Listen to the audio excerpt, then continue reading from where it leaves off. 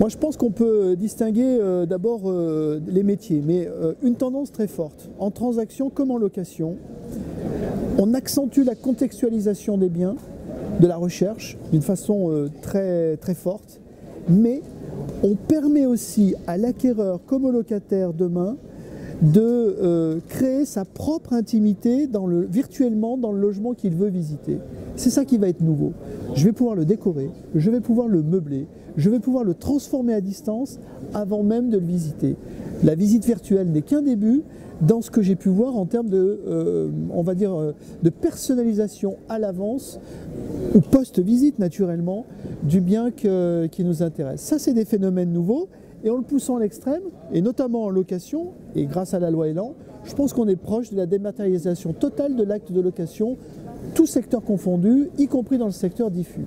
En syndic, autonomie du collaborateur par des applicatifs métiers qui vont réagir en temps réel, et puis intégration, on va dire, du copropriétaire au centre de la gestion grâce à nos outils numériques. Et enfin, je pense qu'on aura une capacité de détecter en temps réel par les immeubles connectés les problèmes techniques qui peuvent arriver dans nos immeubles. Une perte de charge sur une colonne montante, une fuite de gaz, une fuite d'eau, un dysfonctionnement de l'ascenseur, le dysfonctionnement d'une porte automatique de garage.